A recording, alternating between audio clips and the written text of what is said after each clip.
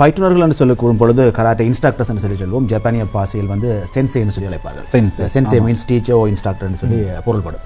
இந்த கராத்தே பயிற்றுனர் என்று சொல்வது பொதுவாக பலரும் நினைப்பது கராத்தேயில் கருப்பு பட்டி பெற்றுவிட்டால் அவர் ஒரு கராத்தே பயிற்றுனர் அல்லது ஒரு கராத்தே ஆசிரியர் அல்ல.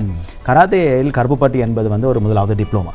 அந்த டிப்ளோமாவை பெற்றதன் பின்னர் ஒரு உண்மையிலேயே அவர் கராத்தே பற்றி பல விடயங்களை அறிந்து கராத்தே என்றால் என்னென்று தெரிந்து கொண்டு தன்னுடைய கராத்தே கலையினுடைய பயணத்தை ஆரம்பிக்கும் ஒரு தரமாகத்தான் கராத்தேயினுடைய கருப்பு பட்டி அமைகின்றது. தவிர கராத்தேயினுடைய ஒரு முழுமையான ஒரு முதிர்ச்சியான விடயம் என்று அதனை கூற முடியாது.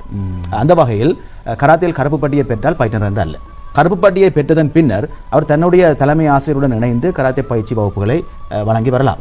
தலைமை ஆசிரியருடைய நேரடி மேற்பார்வையின் கீழ் வழங்கி வரலாம். அதற்கு எந்த ஒரு தடையும் இல்லை. ஆனால் அவர் சென்சே என்று சொல்லப்படுகிற ஒரு சரியான ஒரு பதத்தினை பெறுவதற்கு, ஒரு ஆசிரியர் என்ற பதத்தினை பெறுவதற்கு அவர் 3வது கருப்பு பட்டியினை பெற்றிருத்தல் வேண்டும். 3rd Dan Black Belt என்று சொல்லி கூறுவார்கள். அது ஒரு டிப்ளோமான்னு சொல்லி கூறுவது வழமை. Dan என்று சொன்னால் டிப்ளோமா. ஆக இந்த 3rd Dan டிப்ளோமான்றதும் எப்படி பெற வேண்டும், எவ்வளவு கால இடைவேளைகள் இருக்க வேண்டும், எந்த வயது இருக்க வேண்டும், எந்த ஒரு இடத்தில் நாங்கள் அதை பெற்றால் அது பெறுமதியானதாக இருக்கும், அதை வழங்குபவர் யார், அந்த வழங்குவதனுடைய அசோசியேஷன் என்ன, அதனுடைய அங்கீகாரம் என்ன, எவ்வாறான நுட்பங்கள் அங்கே போதிக்கப்பட்டு எவ்வாறான பாட விதானங்களில் அவர் தேர்ச்சி பெற்று அதனை பெறுகிறார் என்பது மிக முக்கியம். வெறுமனை சான்றிதழ் என்பது ஒரு பேப்பர், பெல்ட் என்று சொல்லப்படுவது ஒரு துணி. இப்போ இந்த துணியையும் பேப்பரையும் வைத்துக்கொண்டு நாங்கள் வேணுமென்று சொன்னால் கராத்தே தெரியாத தற்காப்புகளை தெரியாத ஆட்களுக்கு நாங்கள் சில விடயங்களை குறிக்கொள்ள முடியும். ஆனால் அந்த துறையில் முதிர்ச்சி பெற்றார்கள் உடனடியாக அதனை அறிந்து கொள்வார்கள். நான் பல்வேறு வெளிநாடுகளில் செல்லும் பொழுது என்னுடைய என்ன தரம் என்று அவர்கள் என்னிடம் கேட்பதே கிடையாது.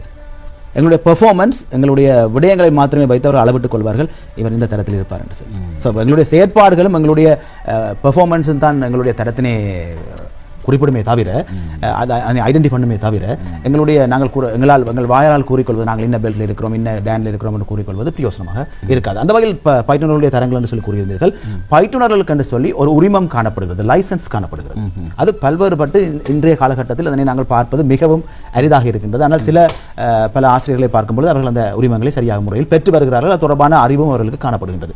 உண்மையிலேயே எல்லோருமே தரமானவர்களான். கராத்தே கற்பவர்களும் சரி, கராத்தே கற்பிப்பவர்களும் சரி, இந்த கராத்தேயில் வந்து ஒரு ஆர்வமும் ஒரு விருப்பமும் இருக்க போய் தான் செய்கிறார்கள். ஆகவே எல்லாருமே தரமானவர்கள், எவரையும் குறை கூட முடியாது. தரம் என்று சொல்லப்படுவது எங்களுடன் கூட பிறந்தது அல்ல, நாங்கள் உருவாக்கி கொள்வது.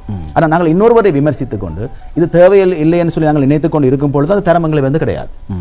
நாங்கள் என்ன தரத்தில் இருக்கிறோம் என்பதை அறிந்து கொண்டு அந்த தரத்தினை பெற்றுக்கொள்வதற்கு முயற்சி செய்தாலே போதும் அந்த தரத்தினை அடைந்துவிட முடியும். அவை தரத்தினை பெற்றவர்கள் தரத்தினை பெறாதவர்களை மட்டம் தட்டவனும் அல்லது அவர்களுக்கு ஒன்றும் தெரியாது என்று கூறுவதல்ல.